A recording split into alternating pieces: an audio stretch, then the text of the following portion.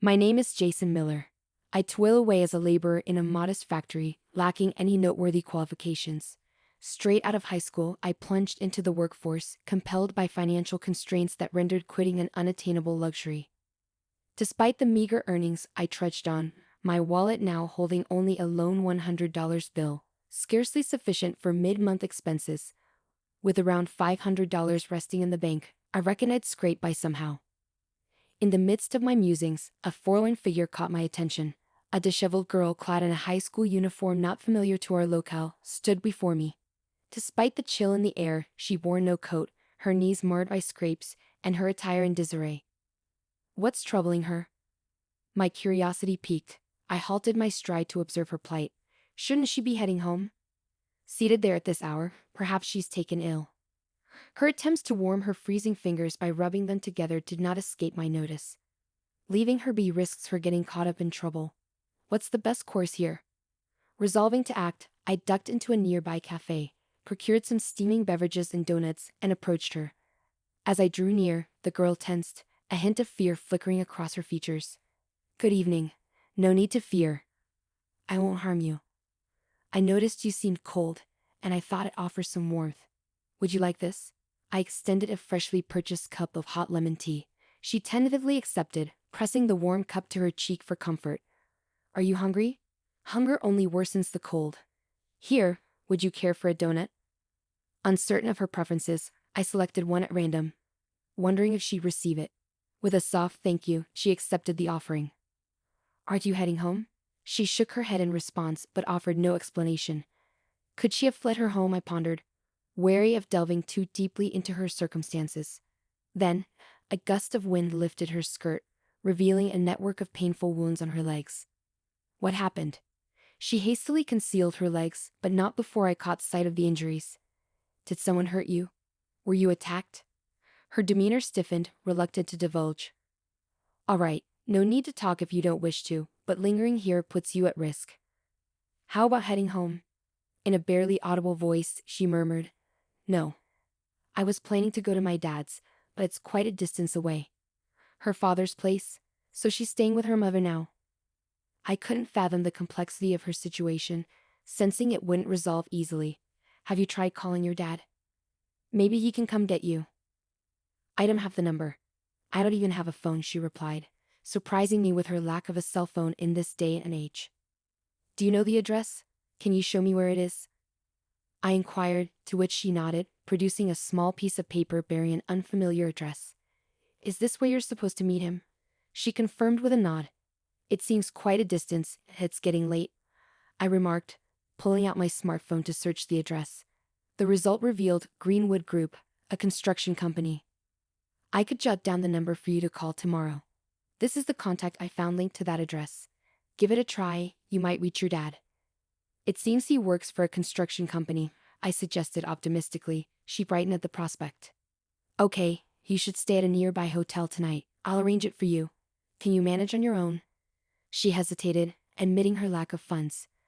Despite my own financial constraints, I still had a $100 bill tucked away. Perhaps it'll suffice for a night, I mused, reassuring her. Don't worry, I can cover it. A warm bath and a good night's rest will help. You can call your dad in the morning. But I can't repay you, she worriedly protested. Forget about it.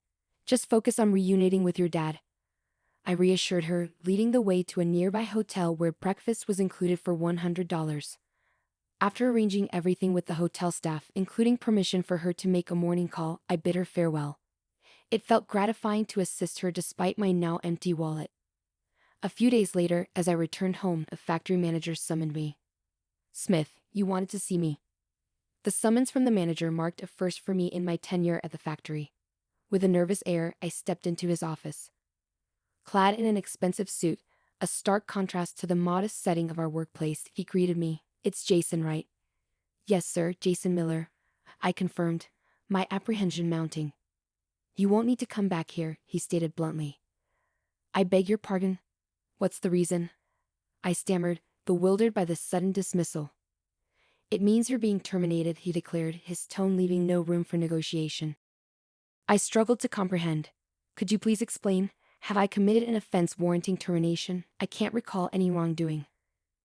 We can't tolerate troublemakers like you in our establishment, he asserted. What exactly makes me a troublemaker? And are you connected with the mafia? I blurted out, my mind racing with confusion. What? Absolutely not. That's absurd, he denied vehemently. I offered you a job straight out of high school, and now you're implicated with the mafia. That's preposterous. I've never had any dealings with the mafia, nor have they approached me, I protested vehemently. Your protests don't change the fact that the mafia is inquiring about you. As a company, we can't afford such associations, he countered. I was never the company's first choice anyway. The previous owner used to say things like, as long as someone's motivated, even a high school graduate will do, he disclosed. That's news to me. His decision has put me in quite a predicament. Please, I assure you, I have no ties to the mafia, I pleaded desperately. I couldn't care less about your predicament. It's none of my concern, he retorted callously. Why not seek help from the mafia then? They might assist you, he suggested coldly. I swear I have no connections with them. There must be some misunderstanding. Please reconsider, I implored, grasping at any hope of retaining my job. The decision stands. We can't afford social liabilities in our small factory, and don't fabricate such tales next time you seek employment, he admonished sternly. I'm not fabricating anything. I've never associated with such individuals, I protested earnestly. Then were you running with a rough crowd in high school? Is that the kind of company you keep? He interrogated. That's impossible. Please, Mr. Smith, believe me, I pleaded, desperation creeping into my voice. Enough. Just leave. You'll be compensated for today, he dismissed me coldly, never darken our doors again. No. There must be some misunderstanding, I persisted, but my words fell on deaf ears. He regarded me with disdain, pointing toward the exit. Is that all you have to say? I've heard your side. Now go. I've work to attend to. With a heavy heart, I realized it was the end. In the office, I received a meager envelope, my final paycheck from the company. Were the 15 years of hard work really so inconsequential reduced to this thin envelope? As I bid farewell to my colleagues, their expressions mirrored my disbelief. Why the sudden departure? It's absurd, they lamented, expressing regret at my forced exit. Yet, despite their sentiments, none dared confront the manager or challenge his decision, fearing they'd meet a similar fate. With a farewell and a wish for their well-being, I departed from the gates of the company I had faithfully served for 15 years. What am I to do now? Fired so abruptly, all I possess is this meager envelope. I must find another job swiftly before it dwindles away, I mused, my gaze fixed upon the ground. Suddenly, a black tire halted before me, prompting me to look up. It was a sleek luxury car obstructing the way. Naturally, I thought, must be some high-ranking individual here for the factory. They ought to hasten their entrance. The driver, clad in gloves, emerged from the vehicle and courteously opened the rear door. Stepping out was a man in an exquisite suit accompanied by a girl. He inquired of her, "Is this the gentleman?" Her nod confirmed it. Recognizing her from our earlier encounter, I exclaimed, "Ah, you're the girl from before. So you've reunited with your father? That's wonderful. I'm truly glad for you." Forgetting my recent misfortunes, I addressed her warmly. She beamed and embraced me. "Thanks to you, my daughter is safely in my arms. I owe you my gratitude." "You're her father?" Excellent news.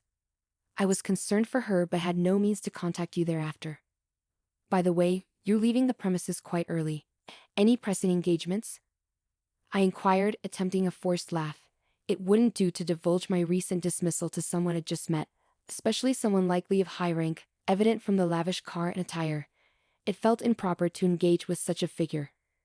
"If you're not pressed for time, I'd like to express my appreciation. It's nearly lunchtime. Would you care to join me?" He offered graciously. "Oh no. That's too generous." I couldn't possibly accept gratitude for simply doing what was right, I demurred. "Come now. Don't be so modest. Should you have other commitments, I won't insist. But if you're available, please allow me to treat you." "A mere thank you hardly suffices for saving my daughter," he insisted earnestly, a sense of sincerity in his words. Initially, I hesitated, feeling that as a recently dismissed individual I had no pressing engagements. Besides, job hunting in my current downtrodden state seemed futile. However, considering my circumstances, I relented, saying, "If you insist, then I'll accept your generous offer," and agreed to accompany them. Stepping into the car, I was whisked away to a posh restaurant. "Excuse me, I'm not exactly dressed for this," I remarked, gesturing to my work attire, hardly suitable for such an upscale establishment. Expecting a modest diner at best, I was taken aback by the opulence. Yet the man chuckled heartily, dismissing my concerns with, "Don't worry about it. Clothes don't dine."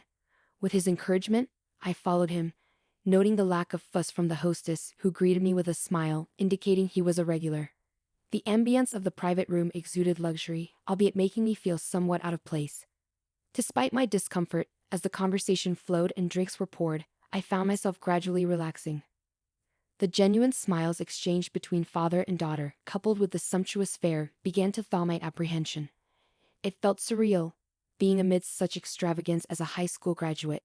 Yet, with each sip and bite, I couldn't help but savor the moment, sensing it might be my first and last taste of such indulgence. Eventually, the man disclosed his identity. "I should have introduced myself earlier, but that's unlike me," he admitted, offering me a business card bearing the name B of Greenwood family. "Oh my," I thought, my mind jumping to conclusions. "I apologize," he interjected swiftly. "No need for apologies." "You're right," I replied, realizing my faux pas. "But you see, even a mafia member is a parent. Thanks to you, I'm reunited with my daughter." "I'm truly grateful," he confessed earnestly. "Oh, it was my pleasure," I replied sincerely, touched by his gratitude. "May I ask something?" "I've been curious about why she was there that day," I inquired. "That's because, you see, her mother and I divorced years ago. Shortly after she remarried, her new husband appeared to be the vice president of a small factory. However, after her passing, his new wife took over the household. Coincidentally, around the same time, the factory's president, who had always been kind to my daughter, also passed away. The vice president then ascended to the presidency. Since then, my daughter has been treated as an inconvenience." "Could that be why her legs were injured?" I wondered aloud. "Yes, precisely. She was injured in places not easily visible, especially on her back. It was dreadful. I can't even begin to imagine the pain she endured. Before her mother's passing, she received an amulet, and was instructed that if she ever needed help, she should open it. That was the note left for her. Unfortunately, not jotting down a phone number was an oversight. She was desperately trying to locate me. However, despite her efforts, the distance was too great for a high school student to traverse alone. By the time you found her, her wallet was empty. If it hadn't been for your intervention, she might have succumbed to the cold. That was the situation," he explained. I suspected there must have been extenuating circumstances. As for her mother's new husband, I can't forgive him for subjecting her to such hardship. "I swore to seek retribution," he declared. "Oh, it doesn't sound quite fitting for someone associated with the mafia to express such sentiments, does it?" I remarked. "I understand your sentiment. Thank you," he responded. "What about you? Leaving work at such an hour, something must have happened, right?" he inquired. "It may sound peculiar to share this with someone I've just met, particularly someone of your stature, but I was actually terminated from my job just now," I confessed. "Fired? Why?" he inquired, visibly taken aback. "Apparently, I was unjustly accused of having ties to unsavory elements. I have no clue how that came about. This morning, out of nowhere, I was accused and promptly dismissed," I explained. "Hold on a moment," he said, beckoning over an executive nearby. After a brief exchange in hushed tones, he turned back to me, visibly perturbed. "Idiots," he exclaimed before addressing me directly. "I must apologize profusely. It appears that my colleague is at fault here," he said apologetically. "Oh, what do you mean?" I asked, bewildered by the sudden turn of events. "I wanted to express my gratitude, so I had my associates look into your situation. They found out where you were employed but wanted to confirm it firsthand. It seems they mentioned our organization's name during the inquiry, which likely led to the misunderstanding about me being associated with antisocial forces. It was a complete setup, and for that, I sincerely apologize. Allow me to rectify this. I'll speak with your manager tomorrow, clarify the misunderstanding, and ensure everything is resolved," he reassured. "No, I'm fine," I replied hesitantly. "You shouldn't be fine. You must be facing difficulties, right?" he persisted. "Well, it wouldn't be truthful to say I'm not troubled. However, returning to work under such management would only repeat the same cycle. I refuse to work under someone who lacks trust in their employees, I asserted. I understand. Do you have another job lined up? He inquired. Unfortunately, no. Truth be told, I have nothing at the moment. If I don't secure something by month's end, I'll be in dire straits. But I'm resolved to stand firm, I confessed. Good for you. In that case, how about I introduce you to a company owned by a friend of mine? They have no connections to the mafia. I believe my friend would appreciate your skills, he proposed. No, thank you. I appreciate the offer, and I'm tempted to accept. However, should I truly consider it? Even if they claim no affiliation with the mafia, can I trust that completely? I pondered aloud. I see. Well, should you ever find yourself in need, don't hesitate to reach out. I'm here to assist, he offered with a chuckle. About a month later, finding myself in dire straits, I reached out for his help. Despite numerous job interviews, I remained unemployed. Faced with the prospect of settling for part-time work, he invited me for a drink, ensuring it was on him. It was a humble gesture considering his position, and I accepted, surprised to find such generosity from a mafia member. If it's a bar, you're not asking for much, huh? He quipped. That's not fair. I'm treating you, and you prefer a bar over a fancy restaurant, I retorted. Well, I've never been one for fancy restaurants. They make me feel uneasy. I'm more at ease in a casual bar, I confessed. I see. I suppose I didn't consider that, he conceded. With a beer mug in hand, I replied. I'll take this, thanks, and took a swig. So, have you had any luck finding the job? He inquired. Not yet, unfortunately. Being a high school graduate, it's proving to be quite challenging. I've applied to numerous companies, but no success, I admitted. That's a shame. Say, would you mind assisting me with something? He asked, causing my heart to skip a beat. Being asked for help by someone associated with the mafia didn't bode well in my mind. However, he continued, I understand if you're hesitant, but rest assured, my request is not what you might expect. Even though I'm affiliated with the mafia, not all our endeavors are nefarious. I merely seek justice for my daughter, he divulged. Justice, yes. Over the past month, I've been investigating the individual responsible for my daughter's suffering. It transpired to be the manager of the company you were employed at. He operates as the factory's manager. Unlike his predecessor who wore work attire and engaged with the workforce, this man dons expensive suits and avoids the factory floor entirely.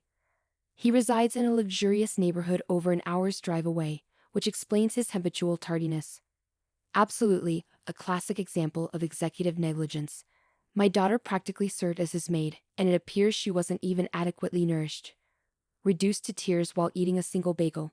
Unbelievable, isn't it? Yes, unfortunately, it's true. How could he treat my daughter in such a despicable manner? He muttered, frustration evident as he finished his beer. Hence, my desire for retribution for my daughter. But when we talk about revenge, it's not about resorting to anything unlawful. I refuse to risk losing precious time with my daughter by ending up behind bars over a scoundrel like him. So we're approaching this legally. Legally? Yes, hence why I've established a company. What sort of company? It operates within the same industry, but truthfully, it's rather inconsequential. What I'm truly after is seizing control of that company. Seizing control? Yes, precisely. We'll orchestrate a takeover and oust the manager. I possess substantial incriminating evidence against him. He's drowning in personal debt, largely accrued from gambling and the like, and now he's funneling the company's profits to settle his debts. Is that so? Yes, that's precisely why the employees' wages have plummeted.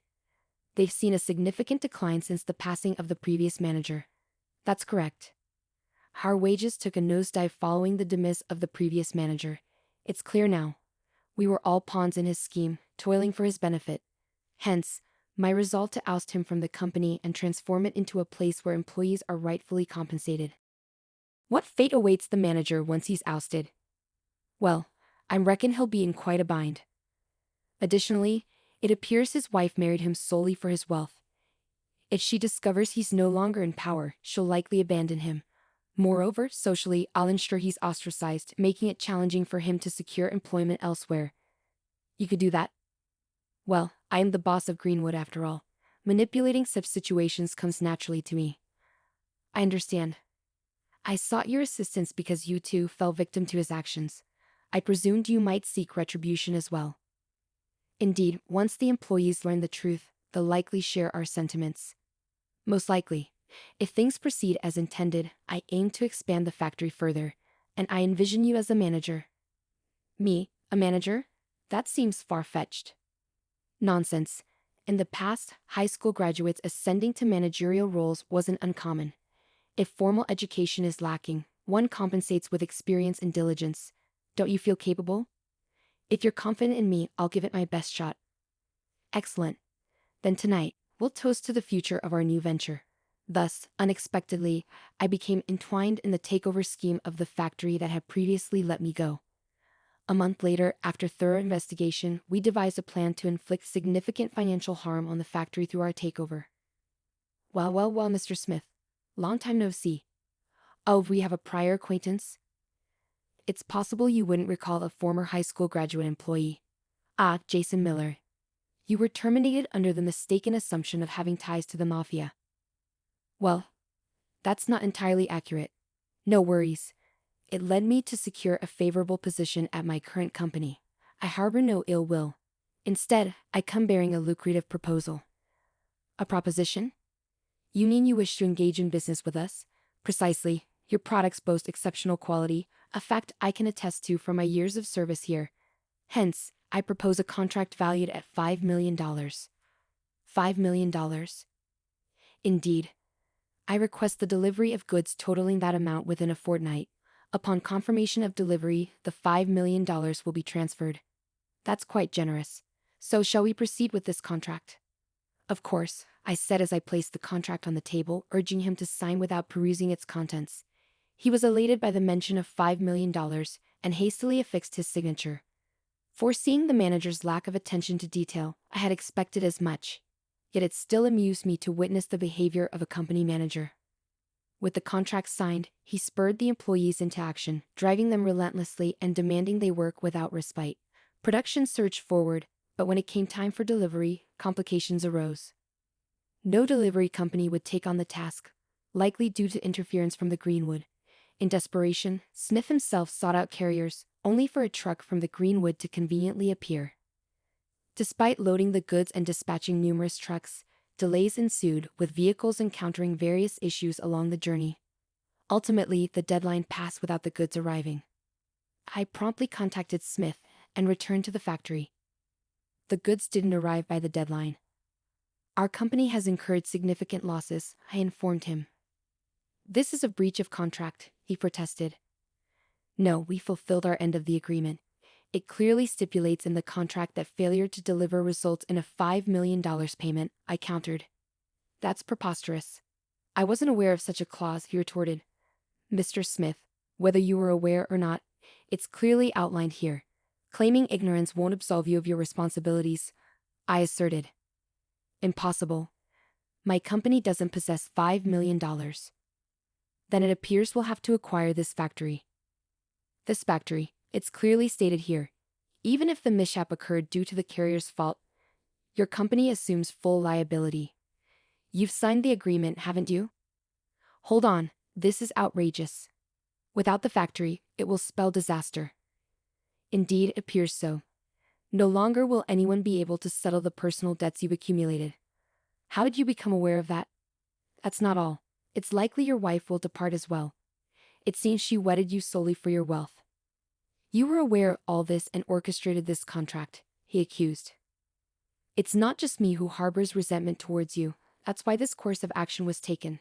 Now, the factory belongs to our company. Pack your belongings and depart, I instructed sternly. Unbelievable. With all my debts, he lamented, sinking into despair. Following his expulsion from the factory, he sought solace with his wife, imploring her assistance in clearing his debts. However, accustomed to a life of luxury, she chose to sever ties with the now destitute manager. Slamming divorce papers onto the table, she callously demanded compensation, further plunging him into insurmountable debt, leaving him in a state of profound suffering.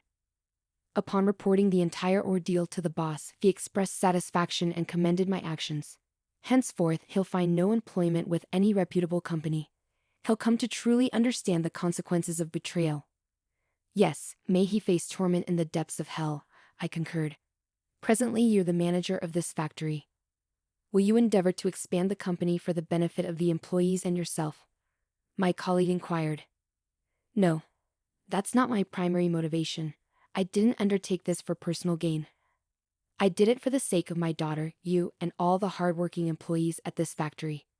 It's imperative that we prioritize the happiness of our employees, I clarified. Understood, sir. We'll ensure the employees' well-being, they affirmed. With that result, I resumed my role as the factory's manager, greeted warmly by my former colleagues. Thank you all for remaining steadfast. Together, let's strive to enhance the factory and ensure every employee receives fair compensation. This factory belongs to all of us, I proclaimed during my inaugural address. My colleagues erupted into cheers, welcoming me back wholeheartedly.